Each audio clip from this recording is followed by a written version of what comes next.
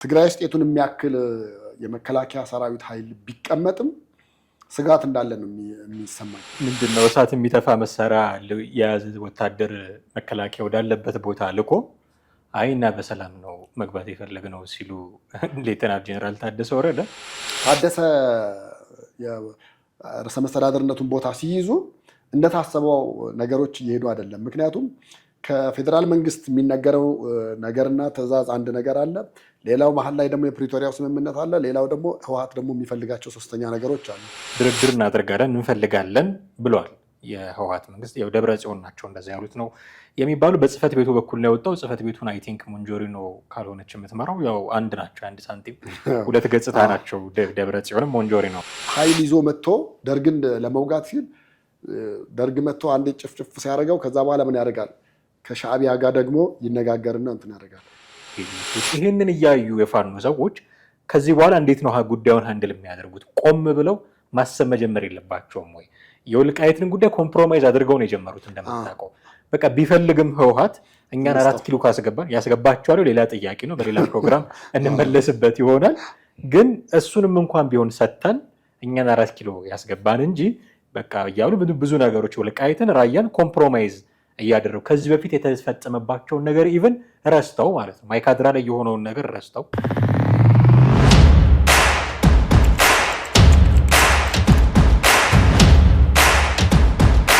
ሰላም ጤና ይስጥልን ውድ ቤተሰቦቻችን እንዴት አላችሁ? ይህ ዘኢትዮጵያ ቻናላችን ነው። በወቅታዊ ፕሮግራማችን ተመልሰናል። ቴዎድሮስ ካሳና ማደገፋንን እስከ ፕሮግራማችን ፍጻሜ ድረስ አብራችሁን ትቆዩ ዘንድ ያክብሮት ግብዣችን ነው። በዛሬው ዝግጅታችን የወልቃይት አካባቢ ተሰምቶ የነበረው ጉዳይ አሁናዊ ሁኔታዎችን እንዳሰሳለን። የጊዜያዊ አስተዳደሩ የትግራይ ክልል ጊዜያዊ አስተዳደር ጄኔራል ታደሰ ወረደ የሰጡት መግለጫ እና ጦርነቱን የከፈተው ማን ነው የሚሉት ጉዳዮች አወዛጋቢ ነበሩ። እሳቸው ያመኑት ነገር አለ። ስለ ድሮን ጥቃት፣ ስለ ድርድርም ህወሓት ድርድር እፈልጋለሁ ብሎ የአፍሪካ ህብረትን ጥያቄ የተቀበለበትንም ጉዳይ እናነሳለን። የመንግስት ዝምታንም ጥቂት እንፈትሻለን። እስከ ፕሮግራማችን ፍጻሜ ድረስ አብራችሁን ቆዩ። እንዴት አለህ ቴዲ? ሰላም አለን። አንድ ተደጋግሞ የሚነሳ ጥያቄ ነበረ። የህወሓትን ጥቃት ጀስቲፋይ ለማድረግ የሚደረግ ጥረት ልለው እችላለሁ። የህወሓት ተዋጊዎች ሳይሆኑ እነዚህ ቲፒኤፍ የሚባሉት የትግራይ ሰላም ሰራዊት የሚባሉት ከህወሓት ያፈነገጡት ወታደሮች በእነሱ በኩል አድርጎ መንግስት ወልቃይት ላይ የሆነ አጀንዳ መፍጠር ፈልጎ እነሱን ልኳቸው ነው የሚል ፕሮፓጋንዳን ብለው አላውቅም ብቻ የሚሰሩ ሰዎች ነበሩ። በአብዛኛው ከፋኖ ደጋፊ ሚዲያዎች ነው ይህንን ሰማ የነበረው። እሱ ብቻ ሳይሆን ወልቃይት ላይ አንዳች ነገር ማድረግ ይፈልጋል መንግስት፣ እሱ ራሱ ነው ያንን ያመጣውን ቢለዋሉ እና የህወሓት እንኳን ጦርነቱን የከፈተው ህወሓት እንኳን ቢሆን ሂዱና እዛ አካባቢ ወስዳችሁ ተደራደሩ፣ ዝም ብላችሁ ከምትደራደሩ ግቡና ዝም ብላችሁ መሬቱን ይዛችሁ ተደራደሩ ብሎ መንግስት መክሯቸው ነው እያሉ ብዙ ትንታኔ ሲሰጡ ነበረ። የዚህን ሁሉ ትንታኔ ማሳረጊያ ግን ሌተናል ጄኔራል ታደሰ ወረደ ነግረውናል። እኛ ራሳችንን ወደዛ ወደ ጠለምት ኃይል ያሻገር ነው ብለዋል እና የምጣዱ እያለ የእንቅቡ ተንጣጣ አይነት ነገር ሆኖ የምጣዱ ሰው ግን እኛንን የላክ ነው አሉና ግንኙነታቸውን ያሻክረው የተጀመረውን በእነሱ መካከል የተጀመረውን ነገር እርግጠኛ አይደለሁም፣ ግን እውነታው ይሄ ነው ብለው መግለጫ ሰጥተዋል ጄኔራል። አዎ ይሄ በአንድ በኩል ትግራይ ውስጥ ከህወሓት የተነጠለ ኃይል እንዳለ ወይ ደግሞ ያለ ህወሓት እውቅና የሚኖሩ እንቅስቃሴዎች እንዳሉ የሚያሳይ ነገር አለ።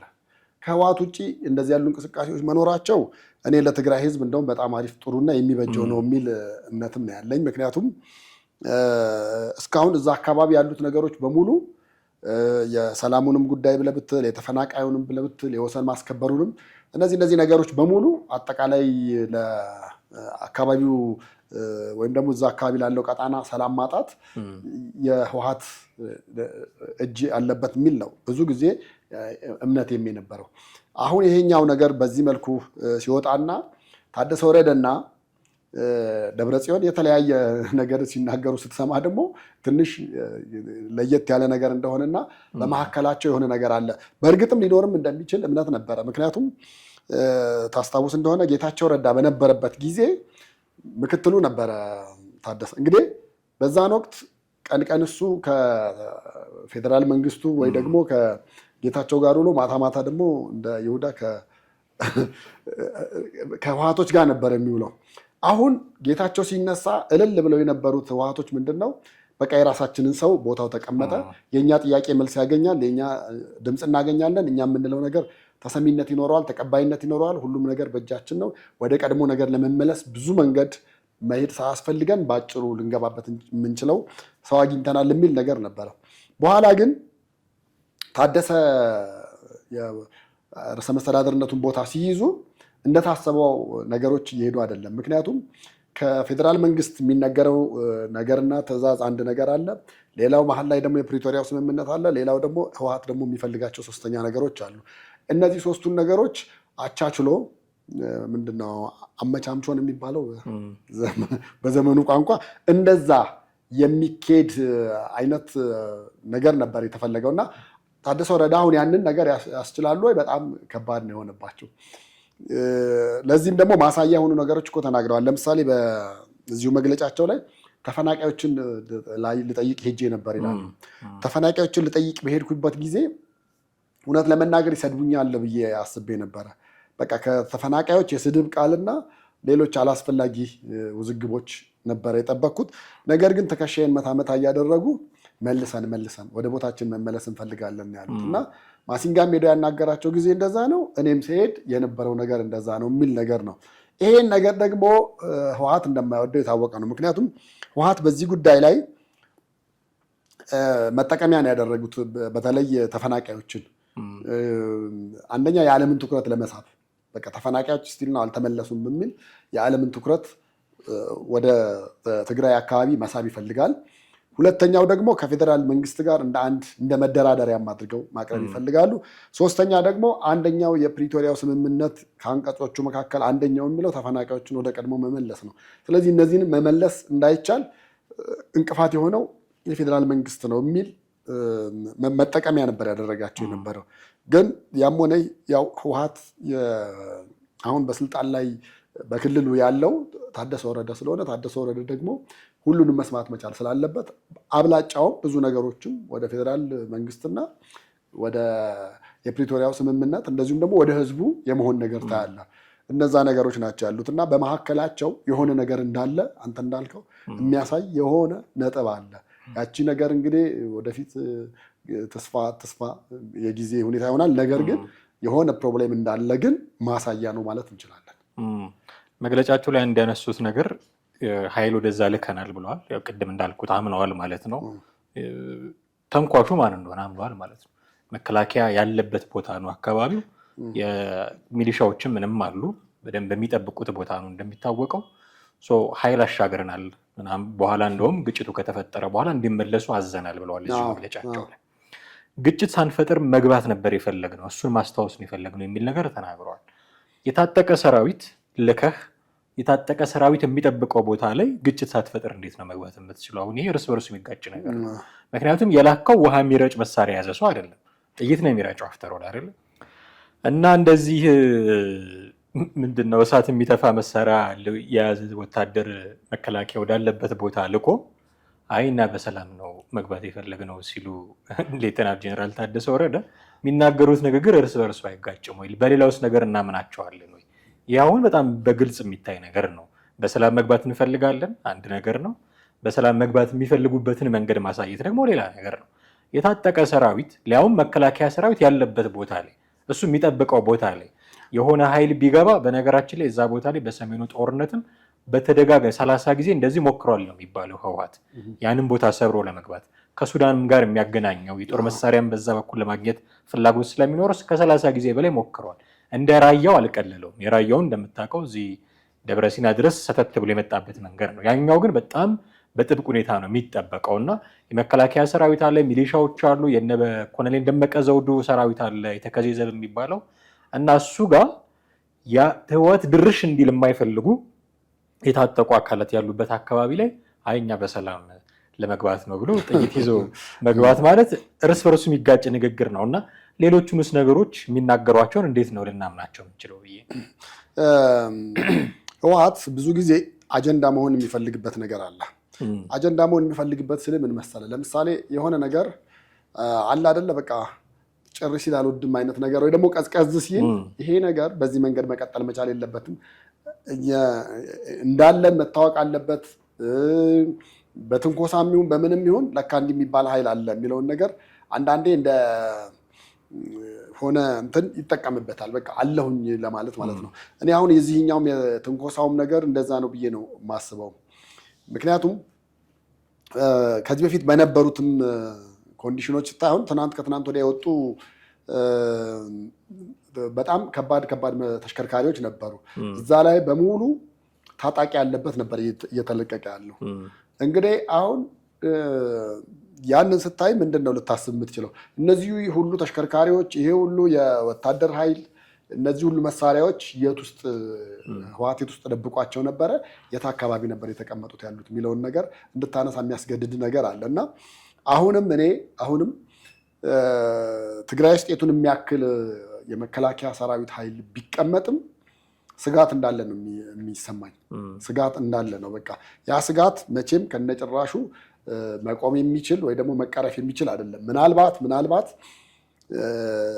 ወደፊት መንግስት በምን አይነት መንገድ ቢሄድ ወይ ደግሞ እንደ በፊቱ ጦርነት የህወሓት የኤርትራ ኃይል ገብቶ ከዛ ባሻገር ደግሞ ያው ፋኖም ገብቶ ምናምን እዛ አካባቢ ያለው ነገር ካልጠራና ካልተስተካከለ ሙሉ ለሙሉ ይጠራል ብለህ ማለት የምትችለው ነገር አይደለም። ታደሰም እኮ የተናገሩት ነው። የተቀበረ ፈንጂ አለ ብለዋል። የተቀበረ ፈንጂ ሚንስ ሁለት ነገሮችን ነው። አንደኛው የወሰን ማስከበር ጉዳይ ላይ ነው። ሁለተኛ የተፈናቃዮች ጉዳይ ነው። የወሰን ማስከበሩ ላይ የአማራ ክልል መንግስት አሁን ድረስ የሚያስተዳድረው የኛ ምዕራብ ትግራይን እያስተዳደረ ያለው የአማራ መንግስት ነው የሚል አለ። እውነት ለመናገር ለትግራይ ህዝብ ቤቱ ይሻላል ብለው ብትለኝ እኔ የአማራ መንግስት የሚያስተዳድረው ነው። ቢኮዝ ቢያንስ ጦርነት እንደዚህ ፊት ለፊት የወጣ ያፈጠጠ ጦርነት የለበትም። አማራ ክልል እንደምታውቀው ባንኮች ተዘግተው አታይም። ብዙ ለውጥረት ሊጋብዙ የሚችሉ ነገሮችን አታይበትም። የአማራ ክልል ቢያስተዳድረው ራሱ በተወሰነ መንገድ የበለጠ የተሻለ ነው። አሁን በሞግዚት እያስተዳደረ ነው ምናምን ነገር ብለዋል ጀነራል ታደሰ። በቃ እውነት ለመናገር ሰላም ከሌለበት ቦታ የሚሻለው በሞግዚት የሚተዳደር በምንም ፌዴራል መንግስቱ በሞግዚት እያስተዳደረ ነው ብሎ ነው የሚያምኑት። ፌዴራል መንግስቱ እያስተዳደርኩኝ ነው ብሎ ተናግሮ አያውቅም። በጀትም አልለቀቅም። እያስተዳደረው ቢሆን ኖሮ ለወልቃይት በጀት ይለቅ ነበር። በጀት ለቆ አያውቅም። ዳይለማ ውስጥ ነው እንደምታውቀው። በኛ ሀገር አሰራር ፌዴሬሽን ምክር ቤት የበጀት ቀመር የሚሰራው ለክልሎች ነው እና ለወልቃይት በጀት ለስራ ቢል ወይ በትግራይ ክልል ወይ በአማራ ክልል መካተት አለበት እና በትግራይ ክልል ቢሰራ አማሮቹ ለምን ይላሉ፣ በአማራ ክልል ቢሰራ ትግራዮቹ ለምን ይላሉ። እንዲህ አይነት ዳይለማ ውስጥ ስላለ ዝም ብሏል እና በጀትም እየላከ አይደለም። እንዴት አድርጎ ነው እያስተዳደረ ያለው የሚለው ራሱ የቻለ ጥያቄ ነው። ሌላ ያነሱት ነገር ግን አለ። ጀነራል ታደሰ ወረደ ምንድን ነው ያነሱት ነገር? ስለ ድሮን ጥቃቱ አንስቷል። የድሮን ጥቃት ተፈጽሞ ነበር እና ሰላማዊ ሰዎች ናቸው የሞቱብን የተገደሉብን። አይሱዙም የተመታው ቁሳቁስ የጫነ ነው እንደተባለው የጦር መሳሪያ የጫነ አይሱዙ አይደለም ብለዋል። ቅድም እኔ መሳሪያ የታጠቀ ኃይል ወደ ወልቃይት ልከው በሰላም ነው የምንገባው ያሉትን ማንሳት የፈለግኩት ለዚህ ብዬ ነው። ያኛው ቶታሊ ውሸት ነው። ምክንያቱም በሰላም ልትገባ አትችልም መሳሪያ የታጠቀ ሰው ልከ ማለት ነው። ያኛው ላይ መዋሸታቸው እዚኛው ላይ እንዳይታመኑ ያደርጋቸዋል። የተመታው አይሱዙ ሆኖ ከሆነ ሲቪሊያንስ ከሆኑ የሞቱት ንጹሐን ከሆኑ የሞቱት ትልቅ ጥፋት ነው። በማንም ሰው ጥፋት ምክንያት ንጹሐን ሰላማዊ ዜጎች መሞት የለባቸውም። ትልቅ ጥፋት ነው የሚሆነው። ግን እንዴት እንመናቸው? ጀነራሉን የሚነግሩን ነገር እርስ በርሱ የተጋጨ ነው። አሁን ቅድም እርስ በርሱ የተጋጨ ነገር እንደተናገሩት ኃይል ልከናል ባሉት መግለጫቸው ላይ እዚህም መጥተው እየዋሹን እንዳልሆነ በምን ማስረጃ ማረጋገጥ እንችላለን? ሰላማዊ ሰው ነው የሞተው ነው ያሉት። አይሱዙም የጫነው ቁሳቁስ ነው ያሉት። ሌሎች መረጃዎች ደግሞ እዛ አይሱዙ ላይ የጦር መሳሪያዎች ስለነበሩ ነው የተመታው።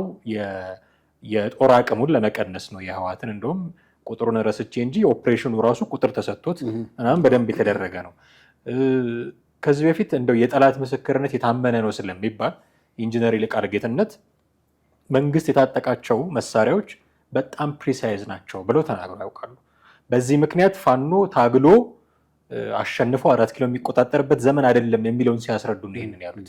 በህዝባዊ ቢተኝነት ምናምን ካልሆነ አናሸንፍ የሚለውን ሲያስረዱ ነው። እዚህ ላይ የጠቀሱት ነገር መንግስት የታጠቀው ቴክኖሎጂ በጣም ፕሪሳይዝ ነው፣ ከየትኛውም ቦታ ሆኖ የፈለገውን ነገር በጥራት መምታት የሚያስችለው ነው ብለዋል። ስለዚህ አሁን ኢንጂነር ይልቃል ጌትነት ለመንግስት ክረንትሊ ጠላት ስለሆኑ የጠላት ምስክርነት የታመነ ነው ብለን ወስደን እዚህ ላይ ስናመጣው ፕሪሳይስሊ አይቶ መጥቷል ብሎ ለማመን እንገደዳለን ማለት ነው። ጀነራሉ ግን የለም ሰላማዊ ሰዎች ናቸው የተመቱት፣ አይሱዙም የጫነው ዝም ብሎ ቁሳቁስ ነው፣ ሌላ ቁሳቁስ ነው እንጂ የጦር መሳሪያ አይደለም ይለዋል። ታምናቸዋለህ?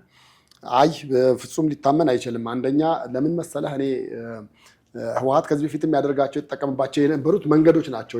አሁን የአሁኑ ከዚህ በፊት ይጠቀምባቸው ከነበሩት ነገሮች አንዱ ነው። አንደኛ። ሁለተኛ ደግሞ የድሮን ጥቃት ይሄ አሁን እንደ በፊቱ እንደነበረው አይነት ነገር በስህተት አንደኛ ኢላማ የምትስትበት፣ ሁለተኛ ደግሞ ውስጡ የሌለ ነገር ብረት ሲጀመር ድሮኑ ሊያየው የሚችለው ብረቱን ነው እንጂ አሁን እሳቸው እንዳሉት ሙዝና በርበሬ እሱን አይደለም ሊያየው የሚችለው። እሱ ምንም ነገር ሆኖ አይታየውም። ቶታሊ ብረቶቹ ግን ይታዩታል ለድሮኑ። በቃ ይሄ ባለፈውም በፊት በነበረውም የትግራይ ጦርነት ላይ አንድ የታየው ነገር መንግስትም በዛ አጋጣሚ በጣም ተጠንቅቆ የነበረው ምንድን ነበረ? ሲቹዌሽን ሩም የተባለው ጋር ወስደው አሳይተውን ነበረ። ሲቹዌሽን ሩም የተባለው ጋር ሲያሳዩን አንድ መኪና ከነተሳቢው ይሄዳል። ያ ሁሉ ከነተሳቢው የሚሄደው መኪና በሙሉ ሙሉ ለሙሉ ወታደር ነው፣ ሙሉ ለሙሉ መሳሪያ የጫነ ነው እና ድሮኑ ዝም ብሎ ይከተለው ነበረ። በርቀት ሆነው ጨለማ ነው፣ ምሽት ነው። ነገር ግን ብረት ስለሆነ ያ ብረቱ አረንጓዴ ሆኖ አረንጓዴ ከለር ኖሮት ይታየው ነበረ። ልክ የጨለማ ጦርነት የሚካሄድባቸው መሳሪያ አይነቶች አሉ፣ እንደዛን አይነት ሆኖ ይታየው ነበር። ከዛ ከመንደሩ እስኪወጣ ራሱ ድሮኑ አልተኮሰም። ከመንደሩ እስኪወጣ ከመንደሩ ወጥቶ ሄዶ ለብቻው በሆነበት ሰዓት ለምንድን ነው እዚህ ጋር በቅርበት አግኝታችሁት ሜዳ ላይ አግኝታችሁት ማትሞት? አይ ግራና ቀኝ መንደሮች አሉ። ድሮኑ ደግሞ ከባድ ድሮን ስለሆነ እዛ ድረስ ጥቃት ሊያደርስ የመቻል እድል አለው ተብሎ ተነስተው ሄደው ጫፍ ላይ ከከተማ ከወጡ በኋላ ተተኮሰ። ሲተኮስ ዋናውን መኪና መታው። ዋናውን ሲመታው ዋናው ላይ ያለው ተበትኖ ሞተ ሙሉ ለሙሉ እንዳለ፣ የተረፈም የለም። ተሳቢው ደግሞ መጀመሪያም እሱ ላይ ስለነበረ የነበረው ተገንጥሎ ለብቻ ሄዶ ሌሎች ላይ መልሶ ጉዳት አደረሰ። ከዛ ውስጥ ያመለጡት በጣት የሚቆጠሩ ናቸው። እንግዲህ ከ200 ከ300 በላይ ወታደር ተጭኖበት የነበረው መኪና ነው የምልህ። እንደዛ ነበር የነበረው። ምን ልልህ ነው፣ ድሮኑ ሊያየው የሚችለው መሳሪያውን ነው ሊያየው የሚችለው። ዙም አድርጎ ሊያየው ይችላል እንጂ ታደሰ ወረደ እንዳሉት የአንድ የገበሬ ንብረት የሆነ በርበሬና ሙዝ ነው በኋላ ወድቆ አይታችሁታል ምናምን ነገር አለ። በእርግጥ የሆኑ ሶሻል ሚዲያ ላይ የሚዟዟሩ ፎቶዎች ነበሩ። እንደዛ ስታይ የተወሰነ በርበሬውን ከላይ ጭነውት የነበረ ነገር ነው። ይሄ የበለጠ እነሱ እንዳይታመኑ የሚያደርጋቸው አይነት ነገር ነው የሚሆነው። እንዳይታመኑ ነው። ሁለተኛ መከላከያ ባለበት ደግሞ ማንቀሳቀሳቸው በራሱ ራሱን የቻለ ይህም እዛ አካባቢ አሁንም ስጋት እንዳለ ወደፊትም ደግሞ ስጋቱ መቼም ላይቆም እንደሚችል የሚያሳይ መንገድ ነው ሊሆን የሚችለው እና የእነ ታደሰን በዚህ በኩል ያለውን ነገር ሙሉ ለሙሉ ታማኒነት ያሳጣል ብዬ ነው የማስበው። አሁን እነሱ ከዛ ጎን ለጎን አብረው የሚያነሱት ከዚሁ ጋር እግረ መንገድ እኮ መግለጫ ሲሰጡ ምንድን ነው ያሉት እኮ ባንክ ያለው ገንዘብ ለህዝቡ እየተሰጠ አይደለም። ለአንድ ሰው 2000 ብር ምናምን ድረስ ነው የተፈቀደው። በዛ ላይ ያለውን ወረፋ ደግሞ በሶሻል ሚዲያም ላይ ፎቶዎቹ እያየናቸው ነበረ። የነዳጅ እጥረትም አለብን የሚሉት። ከዛ ባሻገር ደግሞ ሰራተኛ ደሞዝ ውዝፍ ደሞዝ ይከፈላቸው የተባለ አልተከፈለም። አሁን አስበው እንግዲህ በዚች ሙከራ ተያይዞ የተሰጡትን መግለጫዎች ስታይ መደምደሚያቸው እነዚህ ነገሮች አሁንም ተራ መግለጫ ከመልቀቅ ይልቅ ወታደራዊ ነገር አድርገህ ከዛ በኋላ ጦርነት ሊገባ ነው ሲባል እቺን በዚህ ለውሰህ ደግሞ እግረ መንገድ አያይዘህ ማቅረቡ ያ ነው የተካሄደ ያለው። ለእኔ የሚገባኝ እንደዛ ነው። ደምሮ መጨረሻ ላይ የድምሩን ውጤት ከመግለጫ ወደ መጨረሻ አካባቢ ያሉትን ስታያቸው በሙሉ የሚነግሩህ እዛ አካባቢ ሊስተካከል የሚገባቸውና ጥያቄያቸውን ያነሱበት በተዘዋዋሪ ማለት ነው። በሌላ መንገድ ጥያቄ አነሱ ብለህ ልትል ትችላለህ እንጂ ወታደራዊ ነገር ማልበሻዊ ደግሞ እንደው ከላይ እንትን ያለ ነገር ነው ብዬ ነው የማስበው። አሉ ቴክኖሎጂዎች የሚመቱትን ነገር እንዴት አይደንቲፋይ እንደሚያደርጉ ቴምፕሬቸር ሴንስ የሚያደርጉ ካሜራዎች አሉ። ለምሳሌ የሰው ልጅ ቦዲ ቴምፕሬቸሩ 37 ዲግሪ ሴንቲግሬድ ነው። እሱን ሴንስ የሚያደርግ ካሜራ ከሆነ ማን እንደሆነ ላይታወቅ ይችላል፣ ግን ሰው መሆኑ አትሊስት ያስታውቃሉ። በዛ አይደንቲፋይ ያደረገ እርምጃ ሊወስድ ይችላል ምናምን። ቴክኖሎጂዎቹ ስላሉ ያን ያህል እሳቸው ባሉት ደረጃ መንግስትንም የሚያሳስተው ነው የሚለውን ነገር ለማመን ትንሽ ይቸግራል። ከዚህ በፊትም ሲያደርጉት ከነበረው አንጻር ግን ነገርየው እንደዛ ስህተት ተፈጽሞበት ከሆነ ግን ሊወገዝ የሚገባ ነገር መሆኑ የሚሰመርበት ነው። ሌላኛው ጉዳይ ከድርድር ጋር የተነሳ ነው። ሰላማዊ ውይይት ማድረግ እፈልጋለሁ የሚል መግለጫ ወጥቷል ህወሓት። የአፍሪካ ህብረት ወደ ሰላማዊ ንግግር ተመለሱ የሚል መግለጫ ሲያወጣ ኦኬ እሱን አክሴፕት እናደርጋለን፣ ድርድር እናደርጋለን፣ እንፈልጋለን ብሏል የህወሓት መንግስት። ያው ደብረ ጽዮን ናቸው እንደዛ ያሉት ነው የሚባሉ። በጽህፈት ቤቱ በኩል ነው የወጣው። ጽህፈት ቤቱን አይ ቲንክ ሞንጆሪኖ ካልሆነች የምትመራው ያው አንድ ናቸው፣ አንድ ሳንቲም ሁለት ገጽታ ናቸው ደብረ ጽዮንም ሞንጆሪኖም። እና ድርድሩን እንፈልጋለን አይነት መግለጫ ነው ያወጣው ህወሓት። ይህንን አስመልክቶ የተለያየ አይነት ሀሳብ የሚሰጡ ሰዎች አሉ። መንግስት በእርግጥም መደራደር አለበት የሚሉ አሉ።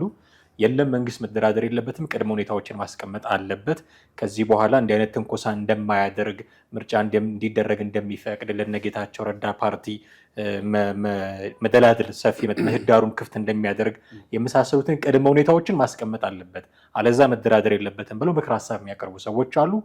ይሄማ ጥሩ እድል ነው፣ ከተገኘ ይነጋገሩ፣ በሰላም መፍታት ጉዳዩን ጥሩ ነው የሚል የድርድሩን የመቀበል አይነት ግብዣ መንግስት እንዲቀበል አይነት የሚሉ ደግሞ ምክር ሀሳቦች ይቀመጣሉ።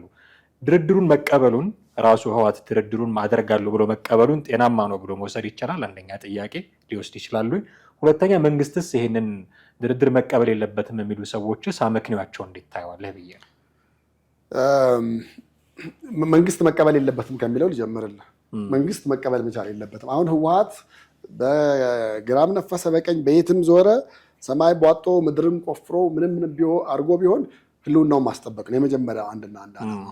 ህልውናው ሲጠበቅ ሲረጋገጥ ወይ ደግሞ ህወሓት የሚባል ፓርቲ አለ ሲባል መጀመሪያ ከምርጫ ቦርድ የነበረው አቮይድ የተደረገው ከዛ ተመልሶ እውቅና እንዲሰጠው ይሆናል የመጀመሪያው።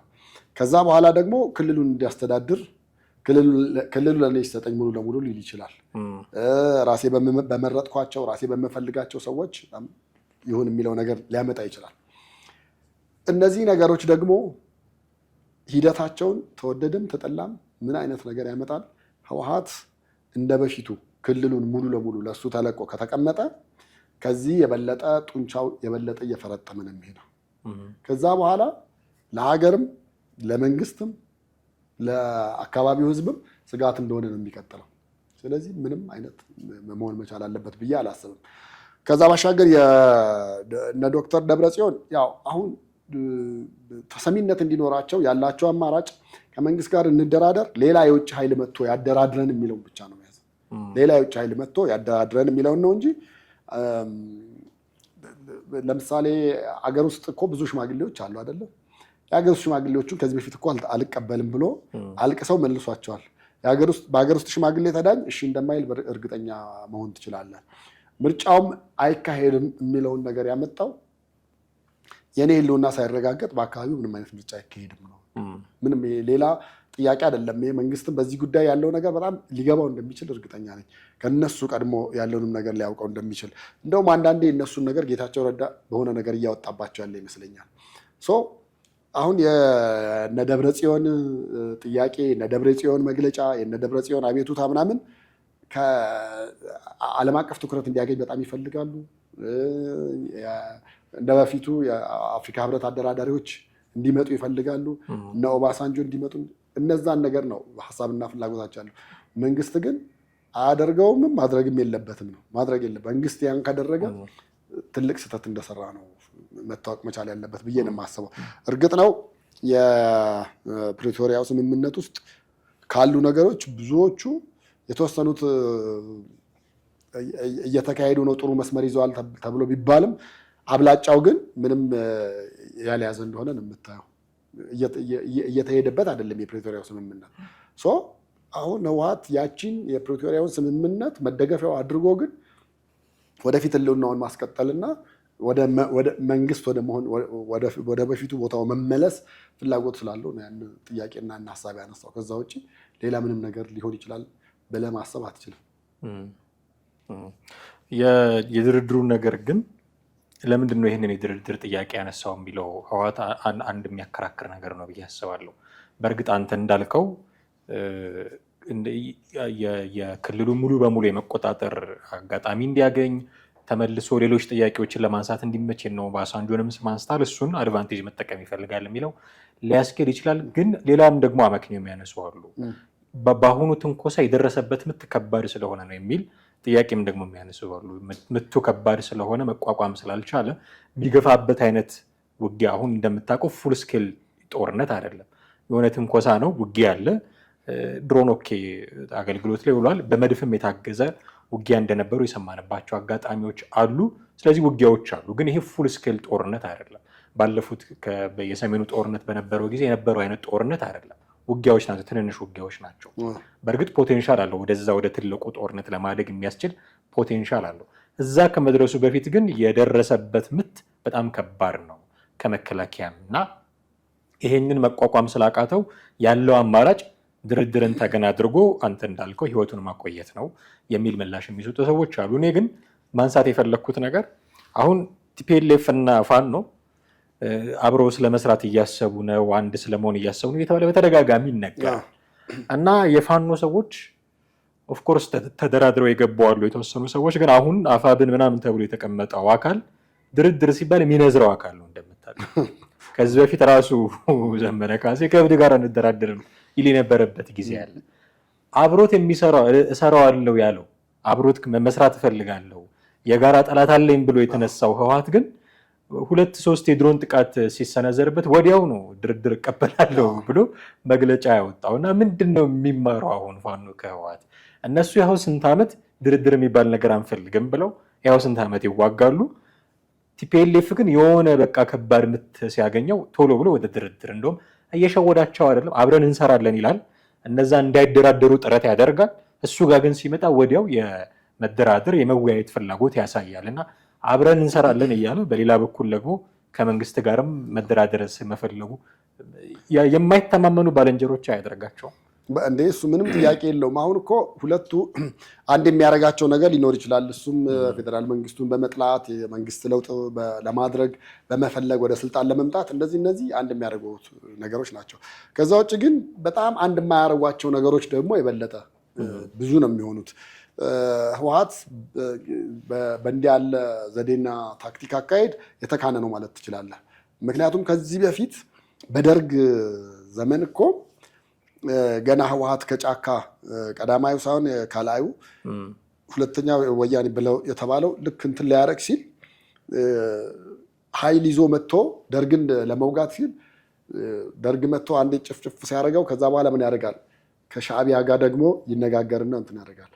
ከዛ በኋላ አሁን ያን ጊዜ ከተማ ውስጥ የነበሩ የፖለቲካ ፓርቲዎች፣ ከተማ ውስጥ የነበሩ ኃይሎች ከዛ በኋላ ወደ ግንባር ሄደው ውጊያ በትክክል ይጀምሩ ሲባል እኮ ያን ጊዜ እነ መኢሶን ምናምን የሚባሉ ፓርቲዎችን በሙሉ ሰብስቦ ነው ምንም ችግር የለም ከኛ ጋር ሆነን እኛም ለዚህ ነው የተነሳ ነው ዓላማችን አንድና አንድ ነው ተነስተን እናጠፋዋለን ኑ ብሎ ይሰበስባል። ከዛ ትንሽዬ ኃይል ሲያገኝ ሲደራጅ በሱ በኩል ያለው ነገር ጥሩ ሲሆንና እነሱ ላይ የሆነ ነገር ሲያይ ደግሞ አብረህ እንኳን ወደ ጦር ግንባር እንኳን አብረህ ስትሄድ እንኳን መጀመሪያ እንግዲህ መተማመን ትልቁ ነገር ነው አይደለ? ያንን እንኳን ወታደር እንግዲህ የሚሄደው እንዴት ነው? ቀጥታ በመስመር ሰልፍ ይዘህ ነው አይደለ? እነሱ ጋር ግን እንደዛ አይነት የለም ነበር። ወይ ጎን ለጎን ትሄዳለህ፣ አለዛ አንድ ህወሓት አንድ ሌላ ኃይል፣ አንድ ህወሓት አንድ ሌላ ኃይል። አየህ ይሄን ያክል ጥርጣሬና ስለነበራቸው ነው። ውስጣቸው የሚሰሩትንም ሴራ ስለሚያውቁት ነው። እርስ በርስ እንኳን ያለመተማመን ችግር ያለባቸው ሰዎች ናቸው። እርስ በርስ አሁን ህወሓት የሆነ ነገር ኃይል አገኘ ምናምን ብለህ ብትል እንኳን ከመካከላቸው ስንቱን አብጠርጥረው ስንቱን አራግፈው እንደሚጥሉት በአይነት አለ። የትም ርቀት ሳትሄድ ነው የምልህ። እና ያን ያክል የሴራ ፖለቲካ የገባቸው የሴራ ፖለቲካን ሲመሩ የነበሩ አሁን ወደፊትም በወታደር ይሄ በጋራ አብረህ በምትሰራ ውስጥም ካለ ሴራ መንቀሳቀስ አይችሉም። መተማመን አይችሉም በምንም ተአምር። ለዛ ነው በቃ እንጂ አንተን እንዳነሳው አይነት ነገር ነው። አሁን ፋኖ ከመንግስት ጋር እንዲደራደር በፍጹም አይፈልጉም። በፍጹም እሱ ብቻም አይደለም። የኤርትራ መንግስትም ከኢትዮጵያ መንግስት ጋር ፒስ እንዲኖረው አይፈልጉም። ምክንያቱም ፒስ ከኖረ መሀል ላይ ለብቻቸው ሊቀሩ ነው።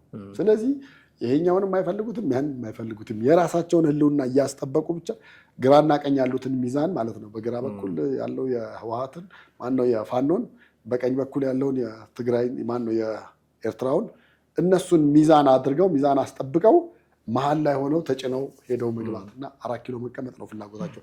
ያ ደግሞ ለማድረግ በቀላሉ ብዙ ሂደቶች የሚጠይቅና በቀላሉ ሊደረግ የማይችል ነው። አንድነትም ስለሌላቸው ማለት ነውና እንዳልከው ነው። ምንም አንድ መሆን ይችላሉ ማለት በተአምር የማይሆን ነገር ነው።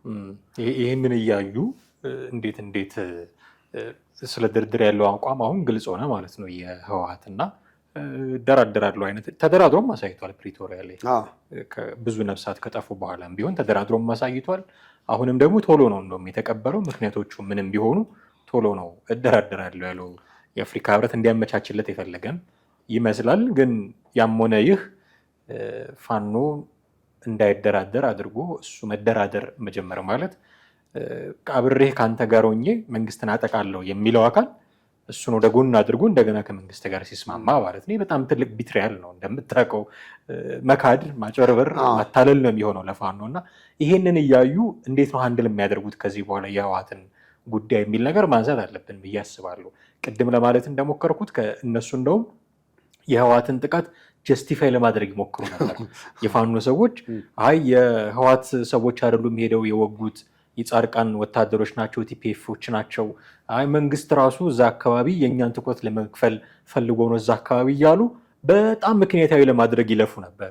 በአደባባይ ወጡና ጀነራል ታደሰ ወረደ የለም እኛንን የላክ ነው ኃይል ብለው ኩም አደረጓቸው። አሁን ደብረጽዮን ደግሞ ወጣና ኖ ድርድር እንፈልጋለን ምናምን እና ሊታመኑ አልቻሉም ማለት ነው ቲፒኤልኤፎች። ይሄንን እያዩ የፋኖ ሰዎች ከዚህ በኋላ እንዴት ነው ጉዳዩን ሃንድል የሚያደርጉት? ቆም ብለው ማሰብ መጀመር የለባቸውም ወይ? የወልቃይትን ጉዳይ ኮምፕሮማይዝ አድርገው ነው የጀመሩት እንደምታውቀው። በቃ ቢፈልግም ህወሓት እኛን 4 ኪሎ ካስገባን ያስገባቸዋል፣ ሌላ ጥያቄ ነው፣ በሌላ ፕሮግራም እንመለስበት ይሆናል። ግን እሱንም እንኳን ቢሆን ሰተን እኛን 4 ኪሎ ያስገባን እንጂ በቃ እያሉ ብዙ ነገሮች ወልቃይትን ራያን ኮምፕሮማይዝ እያደረጉ ከዚህ በፊት የተፈጸመባቸውን ነገር ኢቨን ረስተው ማለት ነው። ማይካድራ ላይ የሆነውን ነገር ረስተው፣ ኮሎኔል ደመቀ ዘውዱ ላይ የሆነውን ነገር ረስተው እንደዚህ 27 ዓመት እንደዚህ ያደረገን ብለው ይተቹት የነበሩትን ሁሉ ረስተው ነው ከቲፒኤልኤፍ ጋር የሆነ እጅና ጓንት ለመሆን ጥረት የሚያደርጉት። እሱ ግን ይኸው ጊዜም አልፈጀበትም እደራደራለሁ ምናምን ሲል ኃይል ሲልክ ምናምን እና ይሄንን ሁሉ አይተው ከዚህ በኋላ እንዴት ነው ከቲፒኤልኤፍ ጋር ያላቸውን ጉዳይ ሃንድል የሚያደርጉት የሚለውን ነገር አሁን እኔ ለመስማት ተጓጓል። እውነቱን ለመናገር ሰው እንዴት ይቀበላቸዋል? ራሳቸው የፋኖ አመራሮችስ በሚዲያ ወጥተው ምንድን ነው የሚናገሩት ከዚህ በኋላ? ምክንያቱም ሲጥሩ ነበረ ህወሓትን ከደሙ ንጹህ ለማድረግ በጣም ሲጥሩ ነበረ። ግን በገዛ አንደበታቸው የህወሓት ሰዎች ተናገሩት። እኛንን ኃይል ላክነው አሉ፣ እኛንን መደራደር የምንፈልገው አሉ እና ኩምን ያደረጓቸው ከዚህ በኋላ የሚናገሩትን ንግግር ራሱ የፋኖ ሰዎች ሊያርቁ አይገባም ወይ ብዬ ነው። አንዳንዴ ተናበህ አንዳንድ ነገሮችን ካልሰራ እንደዚህ ያለ ፌሌሪቲ ያጋጥማል። አሁን ህወሓት ያቺን ነገር እንኳን ሲያደርግ ቢያንስ እንኳን እንደው ከዚህ በኋላ አጋር ልንሆን ነው አብረን ልንሰራ ነው ብሎ ላሰበው ለፋኖ ምንም አይነት መረጃ አልነገረም፣ ምንም አይነት ፍንጭ አልሰጠም። ስለዚህ እነሱ ጋር የሁለቱም ዓላማ አንድ ያደረጋቸው ነገር መንግስት መውጋት አንድና አንድ ነገር ብቻ እንደሆነ ብቻ ነው የምታስበው እንድታይ የሚያደርግህ። ከዛ ውጭ ሌላ ሁለተኛ ሶስተኛ ነገሮች እንኳን የሉም ብለህ ነው ብለህ እንድትል ኢቭን ክልላቸውን እንኳን በምን አይነት መንገድ ሊያደርጉ ማኔጅ ማድረግ መቻል እንዳለባቸው የሚያወሩበት አይነት ነገር የለም። ስለ አንድነት ስለ ህብረት ስታወራ አሁን እነዚህ ልክ እንደማይተማመኑ አይነት ሰዎች ስለሆኑ መጀመሪያ ኢቭን ወደ ስምምነት እንምጣ ብለው ቢሉ ወይ ደግሞ ሁለታችን አንድ ላይ ሆነን መንግስትን እንውጋ ቢሉ እንኳን የሚስማሙበትና የሚፈራረሙበት ወረቀት ነገ ጧት መልሶ የሚካካዱበት ነው የሚሆነው። ያ መካካድ ለማድረግ አንድና አንድ ያላቸው አማራጭ የውጭ ኃይል ሁለቱን እንዲያደርጋቸው ማድረግ ነው። የውጭ ኃይል ማን እነሱን አንድ ለማድረግ ፈቃደኛ ሆኖ መሬቱን ሰጥቶ ቦታውን ሰጥቶ ኑ እናንተን ሁለታችሁን ኃይሎች አንድ ላድርግ ብሎ ሊመጣ የሚችል ኃይል አለ? የለም።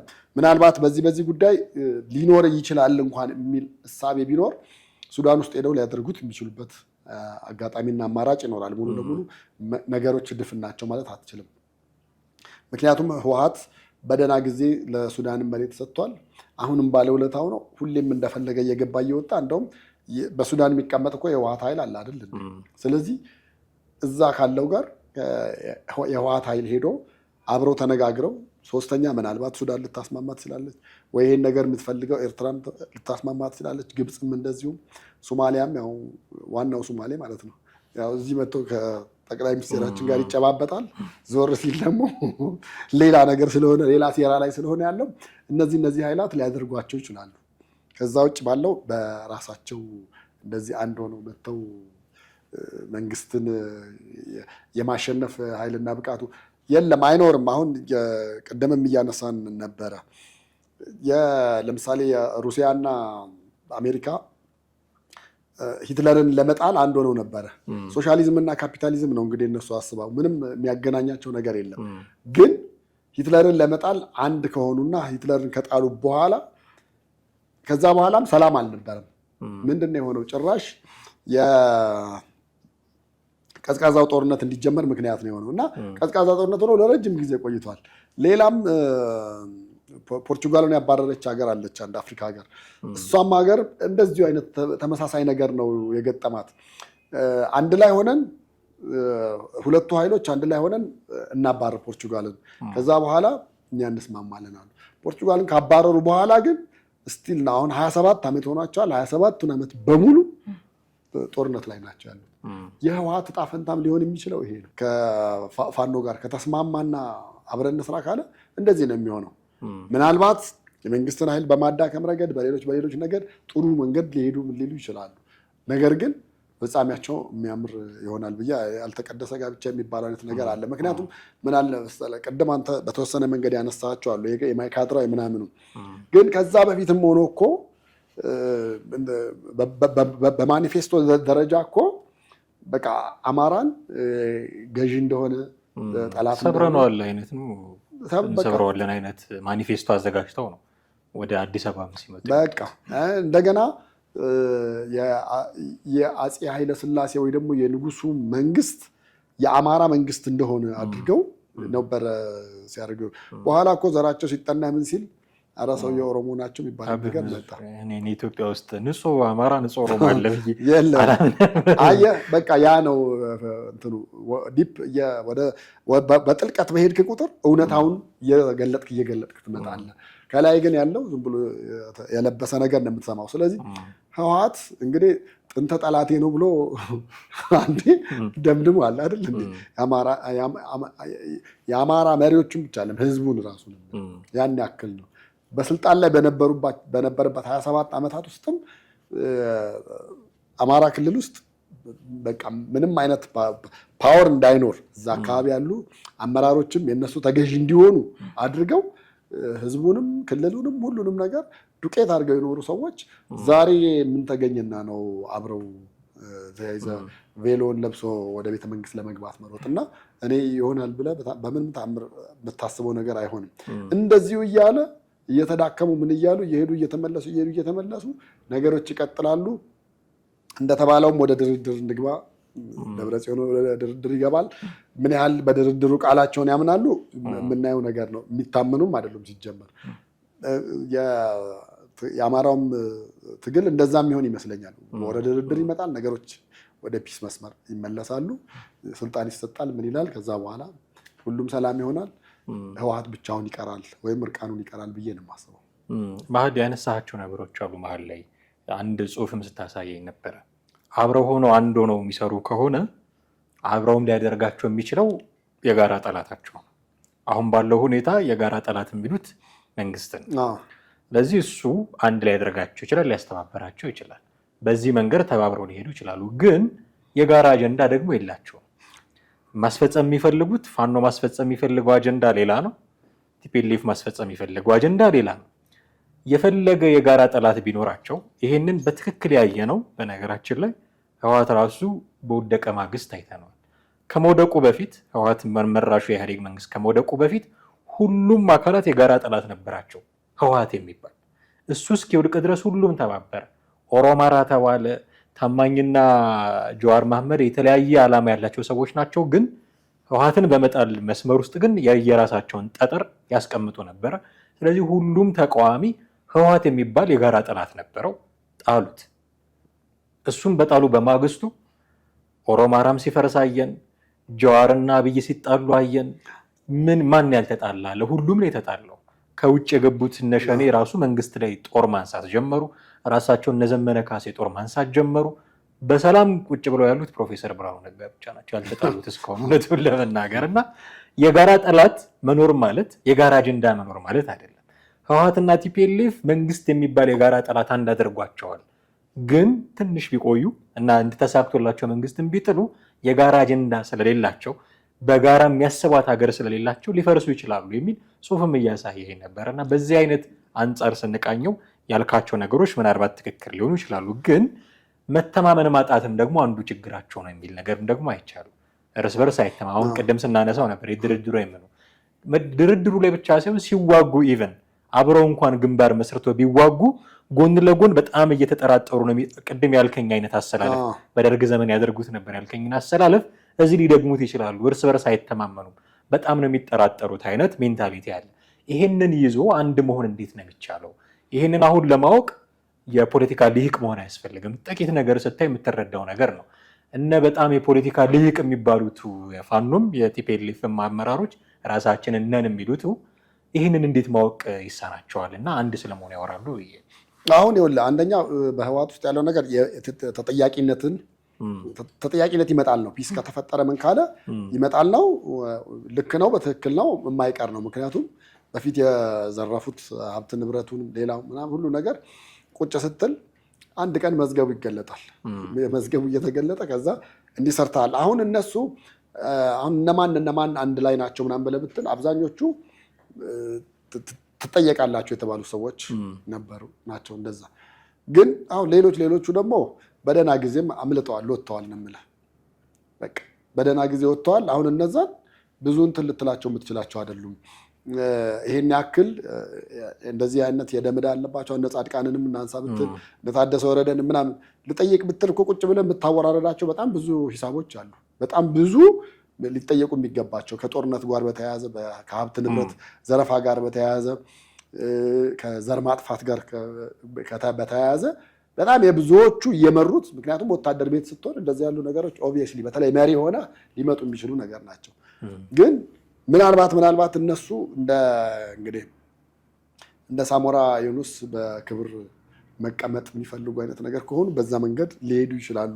ወደ መንግስት ጋር በመሆን መጀመሪያም ያን አስተላለፋቸውን ቢያስተካክሉ ኖሮ ብዙ ነገር ይወገዳል ብዬ አስብ ነበረ። ግን አሁን እነሱም ስጋታቸውም አንድም እሱ ነው፣ የህልውናውም ነገር እሱ ነው። ምናልባት እንደው አላማ ብላ የምትንቀሳቀስ ምናምን ብለህ ብትለኝ ሞንጆሪኖ ምናልባት ልትሆን ትችላለህ። በቃ አንዴ ጭንቅላቷ ውስጥ የሆነ ነገር ተተከለ፣ የተተከለው ነገር እስኪወጣ እስከ መጨረሻው ድረስ ብላ እንጂ ሌሎቹ በተረፈ እነ ደብረ ጽዮንን እንበል ሌሎቹንም እያንዳንዱን ቁጭ ብትል መዝገብ ብትገልጥ ብዙ ያልተወራረዱ ሂሳቦች አሉ። እነሱን ማወራረድ ሊያስፈልግ ይችላል። እነሱ ደግሞ ያ ነገር ተደፍኖ እንዲቀመጥ ፍላጎት ይኖራል። ያ ነገር ይመስለኛል እስካሁንም አንድም በህልውና ስም ጉዳዩን፣ ሁለተኛም ህዝባዊነት ለማድረግ ምናምን የሚሄዱት እንጂ እውነት ለመናገር ህወሓት አሁን የአማራዎቹን የፋኖን ብታይ በተወሰነ መንገድ ህዝባዊ መሰረትም አለው። ቢኮዝ ህዝቡ እየደገፈው ስለሆነ ይመስለኛል ባንክም የማይዘርፉት ምንም የማያደርጉት። ህወሓት ጋር የህዝባዊ መሰረት ያለው ነገር የለም። እዚህ ጋር ያለው አመራርና እዚህ ጋር ያለው ህዝብ አልተገናኘም፣ አልተናበበም። ሁለቱ አንድ ላይ እነዚህ ያገኙትን እነዛ ቢያገኙ ኖሮ ጥሩ ኃይል ይኖራቸው ነበረ፣ ፓወር ይኖራቸው፣ ያሰቡትን የማሳካት ሁሉ ችሎታ ይኖር ነበር። ነገር ግን ህወሓት ጋር ስትሄድ ምንም አይነት ህዝባዊ መሰረት፣ ስልጣን ላይ ሆናችሁም አይተናቸዋል፣ ከስልጣን ወርዳችሁም አይተናቸዋል ነው። አሁን ዛሬ ሰልፍ እየተካሄደ ነው። ድጋሚ ጦርነት አንፈልግም፣ ድጋሚ ሰልፍ እኔ እናንተ እዚህ እያወራን ሰልፍ እየተካሄደ ነው ያለው። መፈክር ይዘው እየወጣ ነው ሰው ህዝቡ።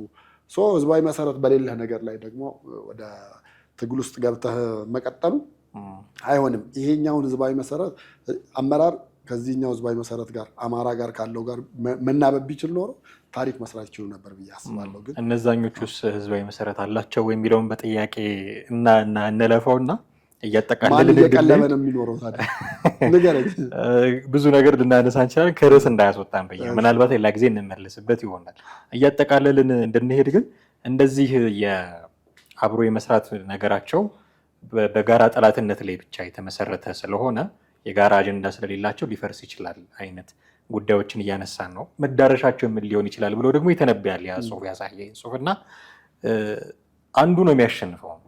አንዱ አሸነፈ ማለት አንዱ ተሸነፈ ማለት ይዋዋጣሉ። ሁለቱም እኩል አሸናፊ የሚሆኑበት መንገድ የለም። ስለዚህ አንዱ አንዱን በማሸነፍ ነው ድሉን የሚያከብረው። ስለዚህ የተሳካ አይደለም ማለት ነው።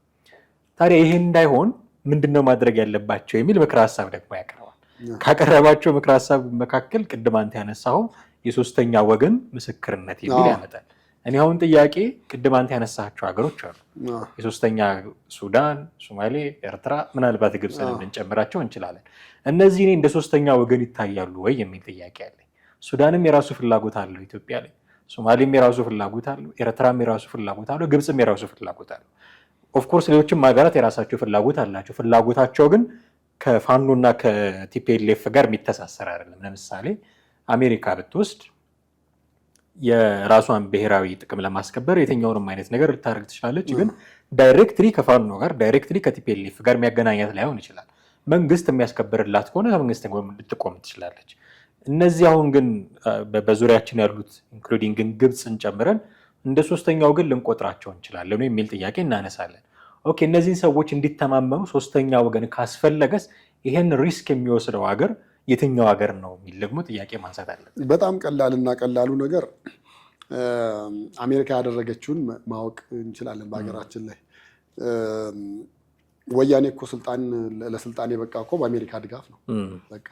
ስለዚህ አሜሪካ እንደውም አሁን ነው ዳይሬክት ቀጥታ መግባትና ኢቨን መሪውን እስከ ማንሳትና እስከ መውሰድ እርምጃ የጀመረችው እንጂ ያን ጊዜ ታጣቂዎችን ማስታጠቅ፣ ለታጣቂዎች አስፈላጊውን ነገር መስጠት። የህወሓት ታጣቂዎች እኮ በዛን ወቅት ልንገርህ ከሱዳን ፓስፖርት እየተጻፈላቸው እየተሰራላቸው አሜሪካ ሄደው ስልጠና ወስዶ የሚመጡ አመራሮች ነበሩ። ሚዲያ ውስጥ ፕሬስ ውስጥ ምናምን ነገር የምታያቸው የነበሩ በዛን ወቅት ስልጠና አሜሪካን ሀገር ድረስ ሄደው እየወሰዱ እየመጡ ነበረ።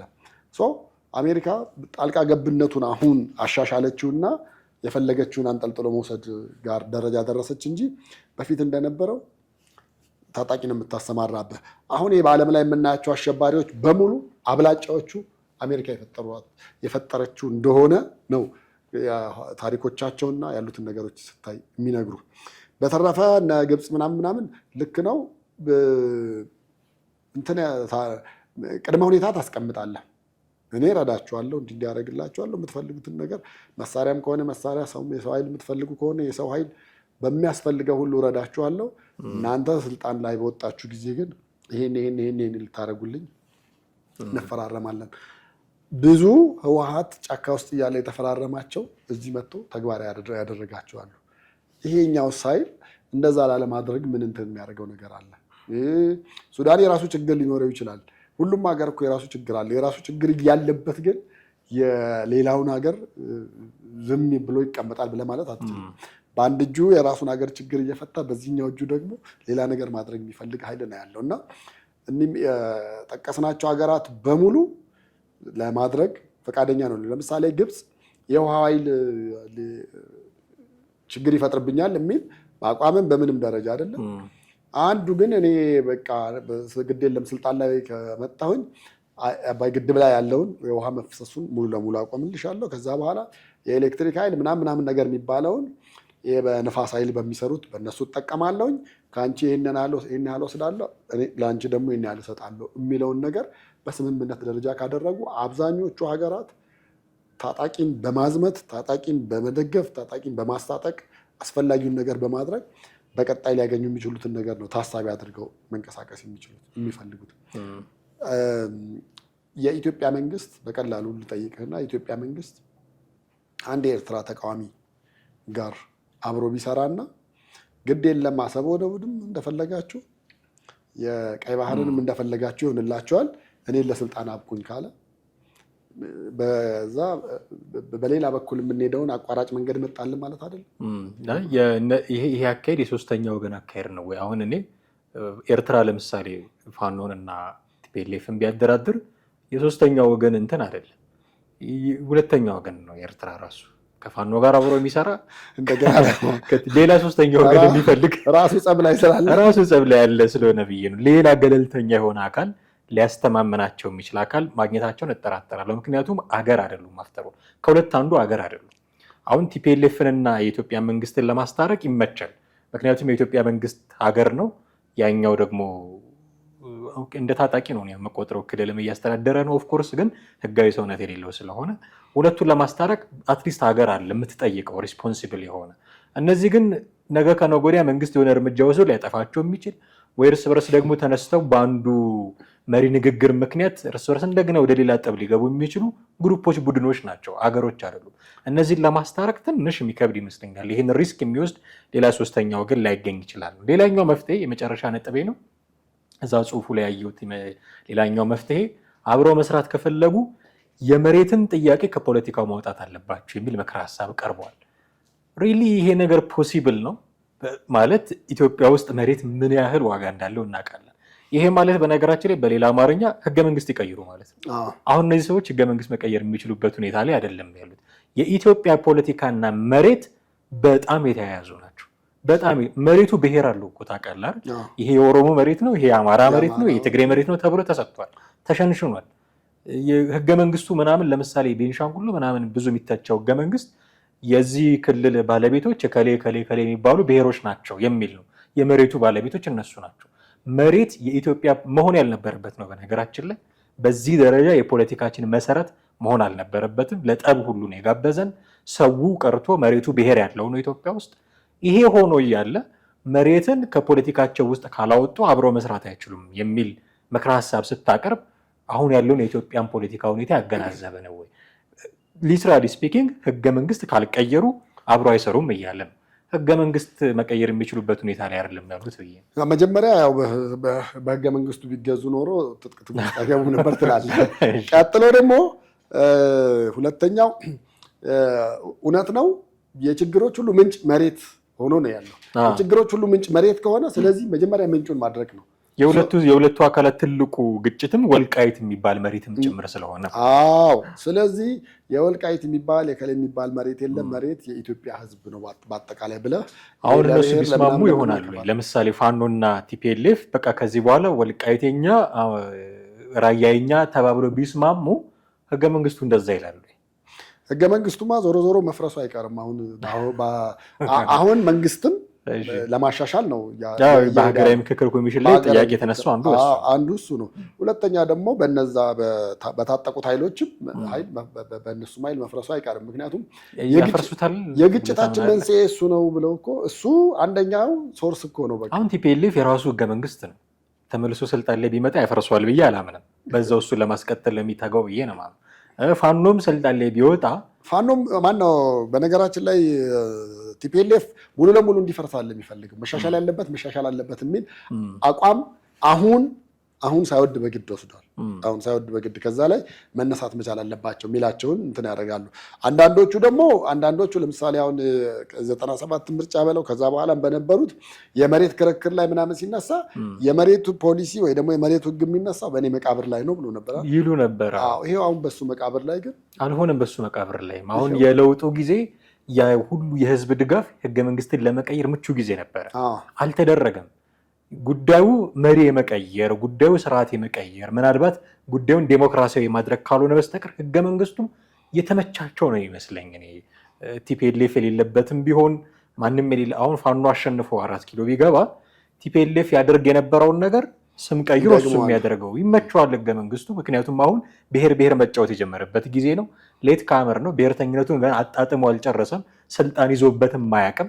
ስለዚህ በዚሁ በብሔር ፖለቲካን በሚያቀነቅን ህገ መንግስት ስልጣኑን የተወሰነ ጊዜ ማጣጣም ሁሉ የሚፈልግ ነው ይመስላል። ግን ደግሞ መልሶ ደግሞ አሁን የህገ መንግስቱ ጉዳይ ሌላ ጥያቄ ማስነሳቱ ስለማይቀርም እንደዚሁ አሁን አሜሪካ ከ53 ጊዜ አሻሽላለች ነው የተባለው።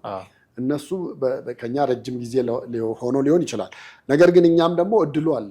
እድሉ ያለውን እድል መጠቀም። አንደኛው እድል ያመለጠን አሁን አንተ የጠቀስከው ነው። ያቸው የለውጡ ጊዜ ላይ የነበሩት ነገሮች ብዙ ሰው ሀሳብና ፍላጎቱ የነበረ የግጭታችን መንስኤ፣ የድህነታችን መንስኤ፣ መለያያችን መንስኤ እሱ ነው የሚል ሀሳብ ነበረ። ያ አንድ አማራጭ ነበር። አሁን ሁለተኛው የሽግግር የምክክር ኮሚሽኑ ያመጣው እሳቤ ነው። እሱ በሱ በሙሉም ባይሆን በተወሰነ መንገድ ለምሳሌ ወደ ከፒኤም አመራር ወደ ፕሬዚዳንሻል መገንጠል ጉዳዮች፣ የባንዲራ ጉዳዮች ብዙ የሚነሱበት እነሱ ሶሉሽን ያገኛሉ የሚል ሀሳብና እምነት ነው ያለን። በሰላም መጠናቀቅ ከተቻለ ያው ትግራይ ክልል ማወያየት አልቻልኩም ብሏል። የተወሰነ ጋርም ሌላ ቀን ጊዜ የምናነሳው ቢሆንም ግን እሱ ራሱ አንድ እንትን ነው ለማለት ነው። እና መሬት ነው ብለህ ዝም ብለህ እንትን ካረከው አሁን ሁለቱ አብረው ለመሄድ ፋኖና ህወሓት እንግዲህ መሬትን ከጥያቄዎቻቸው ውጭ የሚያደርጉ ከሆነ ብዙ ነገሮቻቸውን እንደውም ከመንግስትም ጋር የሚስማሙ ነው ይመስለኛል። አሁን የመሬትን ጉዳይ ውጭ ከመካከላቸው ውጭ ካደረጉ ስለ አማራ ክልል የሚታገል ፋኖን ማሰብ ይከብዳል። መሬትን ጉዳዩ ካላለ የአማራ የሚባል መሬት አለ ማለት ነው። ለዛ ደንታ ከሌለው ከመንግስት ጋር ከክልል ይውጣ አትውጣ የሚል ጭቅጭቅ ውስጥም አይገባም። ብዙ ነገሮችም አብረው ሊፈቱ ነው የሚችለው። ግን በዚህ ደረጃ ቀላል ነው ወይ የሚለውን ጥያቄ ማንሳት ስለሚያስፈልግ ነው። እጅግ አድርጌ አመሰግናለሁ ቴዲ። ውድ ቤተሰቦቻችን እናንተም ከኛ ጋር ነበራችሁ ቆይታ እጅግ አድርገን እናመሰግናችኋለን። በርካታ ነገሮችን አነሳን። የእናንተ ሀሳብ አስተያየት ምንድን ነው? ልትጽፉልን ልትደውሉልን ትችላላችሁ። ስለምታደርጉት ትብብር እና ስለምትከታተሉን ግን እጅግ አድርገን እናመሰግናችኋለን። አማሃ ደገፋና ቴዎድሮስ ካሳ ነበርን። በሚቀጥለው ጊዜ በሌላ ርዕሰ ጉዳይ እንጠብቃችኋለን። ጤና ይስጥልን።